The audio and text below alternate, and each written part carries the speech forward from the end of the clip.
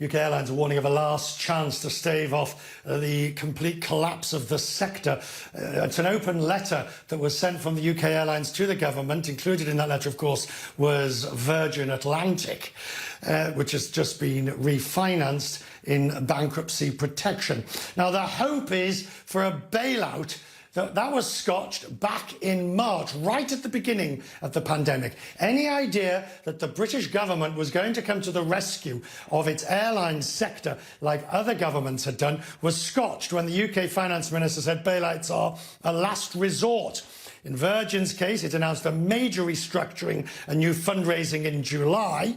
It then filed for Chapter 15 bankruptcy in New York, having filed for the equivalent in the UK. Now it has restructured. It says it has closed its Gatwick base, it's done layoffs, and it increased the number of layoffs only last week. Joining me now is Shai Weiss, the Virgin Atlantic Chief Executive. Good to have you, Shai. Thank you for taking time. The seriousness of the situation cannot be overstated. How close did Virgin Atlantic come to going out of business? Well, first of all, thank you for having me. I mean, you know, from the outset of this pandemic, I think we were on the front foot in terms of estimating what would happen. And indeed, in response to our Chancellor's letter of March the 24th, set about to complete privately funded solvent recapitalization of Virgin Atlantic, which we did complete in September the 4th, or on September the 4th. Of course, if the situation would have continued and the plan would have not been consummated, we said, of course, even in filings to the court, that cash would run out. But thankfully, we completed, as I mentioned, a £1.2 billion restructuring, solvent, privately funded. Let's look at the graphic of where that money came from on that private funding. 200 million, of course, comes from Sir Richard's Virgin Group. You've then got shareholder deferrals, which is a nice way of pushing the, paying them later if you can, and others from venture capitalists and other such funds. Now, with this money, how long can you keep going unless there is a new regime that will allow you to open up your transatlantic routes, which are 74% plus of your business?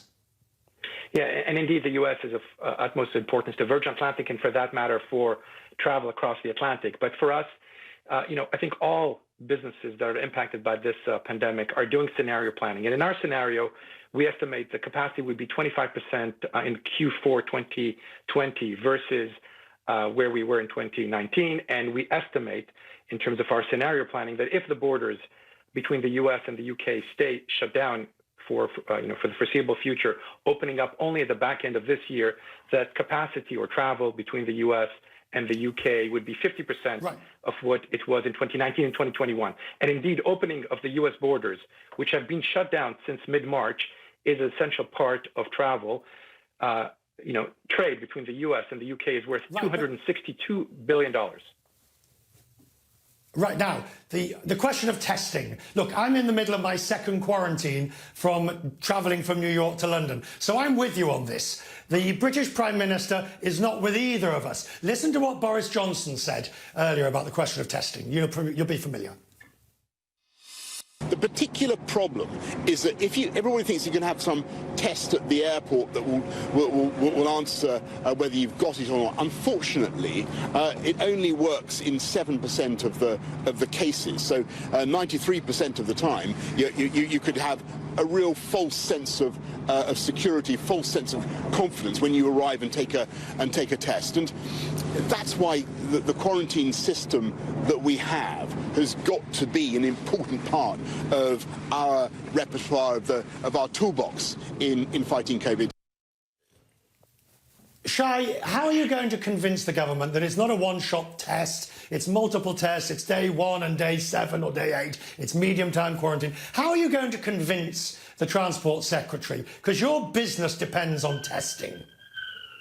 Yeah, and first of all, not just our business depends on testing, but the takeoff of the UK economy, the US economy, relies on free travel and of goods and people between nations. And that will not happen, especially in a deep recession, unless we remove the need for quarantine. And the UK has had some success with opening corridors, for instance, between the UK and Italy based on cases. But what we're saying is that the testing regime, and if you assume that you take the gold standards, which are applied in our National Health Service, without diverting from the capacity needed by the frontline staff, you can get to the position where pre-departure will be the ultimate goal. Testing would occur, and both crew and passengers would have the necessary comfort to get on a plane safely, emerge on the other side, and remove the quarantine. With a 14-day quarantine, it is unlikely that people will take the burden, especially on business, but also for leisure. So testing has got to be the essential ingredient of getting the economy and movement between our nations going. By the way, also for schools and hospitals. So this is not just for aviation. Okay.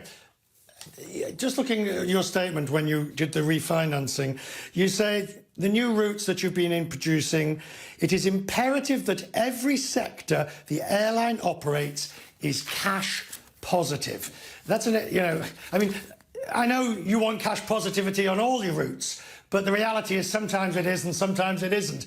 That shows, doesn't it, that there is very little wiggle room for error and failure for UK airlines at the moment.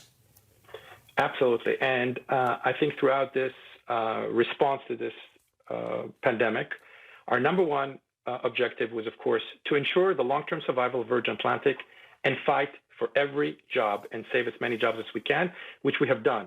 And our people have made tremendous sacrifices in ensuring that we get to that position. But a laser focus on cash generation, and cash is king, is really the slogan of the period in terms of what we need to do to ensure our long-term survival. And I think we've accomplished what many thought impossible by completing the solvent, privately funded recapitalization. But this is just an entry into the next few chapters, which we are all, societies, governments, airlines, companies, are all writing.